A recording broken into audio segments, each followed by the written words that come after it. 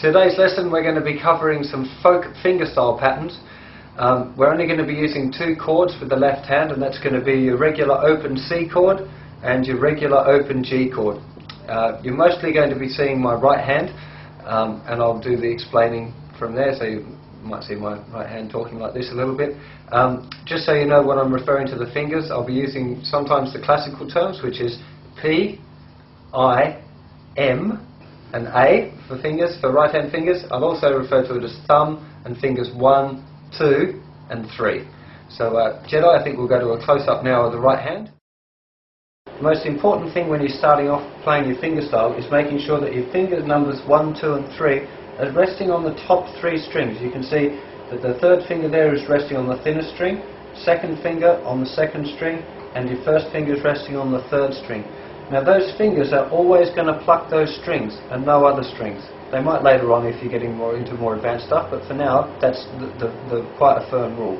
Now thumb alternates between the other 3 strings. So all of the patterns, thumb is going to move around between those strings, and these 3 fingers are only going to pluck the designated strings that they've been put on now.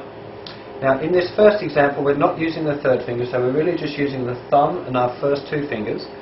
Now, whenever we're doing this kind of a Simon and Garfunkel style finger style pattern, thumb is alternating between the 5th string, which is the root note C, and the note E, which is found on the D string, on the 4th string. So what we're going to start off with, it's worth practicing leaving your first and second fingers on and getting used to being able to play that alternating thumb pattern on those 2 strings. Now, you definitely want to have already downloaded the sheet music, the PDF file from the website, and you'll be looking at example 1. Now, when you're looking at example 1, you'll see that the first 2 notes that you play together is the thumb and the second finger at the same time. And then, if you wanted to, just to start off with, you might just play those 2 and continue alternating the bass. So you'd have this.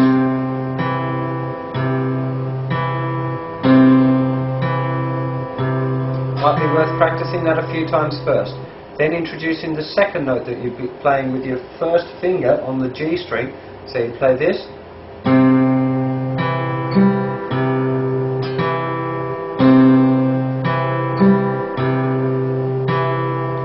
Practice that a few times, and then try and play the whole of the example 1 pattern, which is this. Thumb and second finger together. Thumb, 1, thumb, 2, thumb. Together. Thumb, 1, thumb, 2, thumb.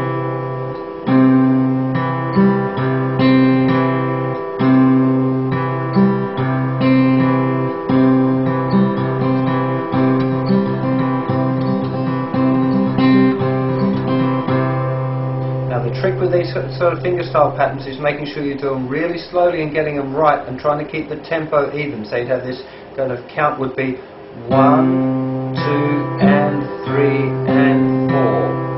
1, 2 and 3 and 4. 1, 2 and 3 and 4.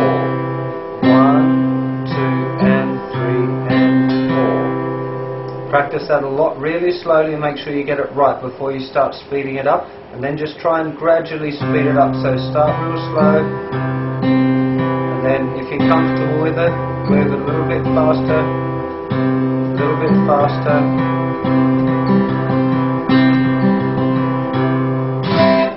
So that's the progression system that you should use. So that was example 1. Now example 2 is very, very similar. The thumb is still going to be alternating between the same 2 strings, but now we introduce the notes that are together come on beat 2. So you'd have thumb, then when your thumb moves over to the 4th string, you're also going to pluck with the second finger on the B string. So you'd have then thumb, first, thumb, thumb, together with the second finger, thumb, first, thumb.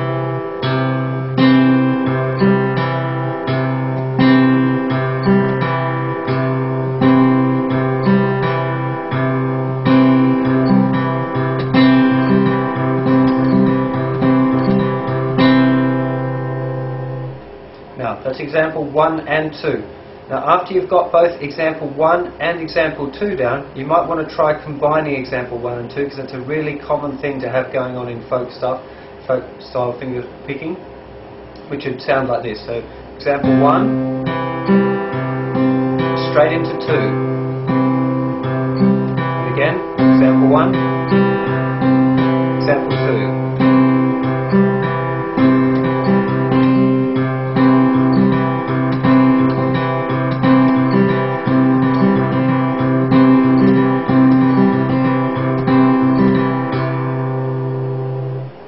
Okay, so that's example 1 and 2 taken care of. Now, if we look at examples 3 and 4, we now change to a G chord with your left hand. Now what's happening here, all of the pattern is staying exactly the same, except the first note, the note that used to be playing here on the 5th string, now moves to the 6th string. But it's now jumping from here to here. So it's jumping from the 6th string to the 4th string. So example 3 is exactly the same as example 1, just with the thumb moved over to the 6th string instead of the 5th string. So you'd end up, example 3 sounds like this.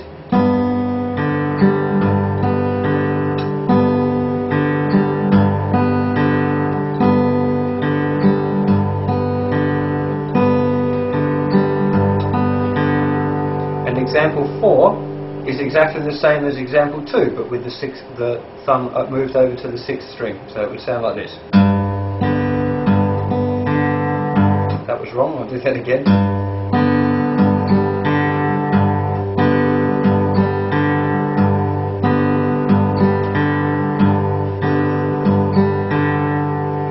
So then you would again practice changing for example 3 directly into example 4, having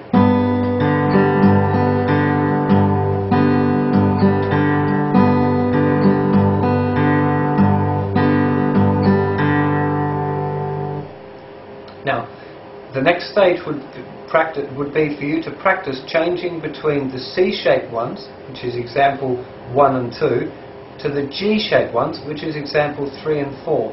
So if I just start here with, I'm just going to use example 1 and then example 3. So I'm not going to do the two different patterns, just the one, so you get the idea. So here's example 1 on the C, and then change to the G.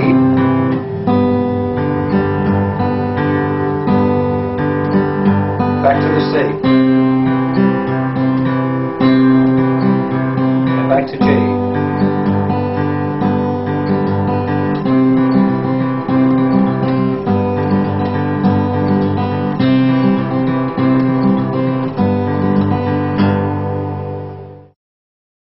The last thing I just wanted to explain to you, we've now covered the different patterns for the 5th string root, which was the C chord, and also for the 6th string root, which was the G chord. Now what's really important that you understand is that all of those patterns, that, like the C shape with the root note on the 5th string, those patterns work for C, say a G with a B bass, and an A minor chord, or an A major chord, or a B7 chord. Anything with a 5th string root, that works. Those patterns, example 1 and 2 will work for any chord with a 5th string root.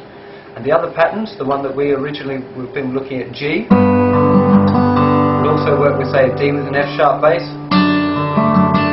and an E minor, that kind of shape, so you get all of those nice little Bob Dylan, all of those sort of tricks are all going to be just using the same patterns, but being able to change between the different chords and knowing what note the root note, what string the root note is on. That's the trick, that's the thing that you have to try and make sure you know every time you go to play a different fingerstyle pattern, that you use the correct pattern for the chord. But that gets explained a little bit more on the website, so you might want to go and check that out. The website, of course, is www.justinguitar.com. So go and check out the PDF files. You definitely want to have them in front of you, because it's a lot easier to follow along with your eye. As you're looking at the sheet, you can see that there's the bass note and there's the bass note with the finger played at the same time. So definitely worth a look at that. Okay, I'll be back in when you get to lesson 2 and download it, you'll see where we cover using the 3rd finger as well to get those extra notes on the E string. So see you next lesson.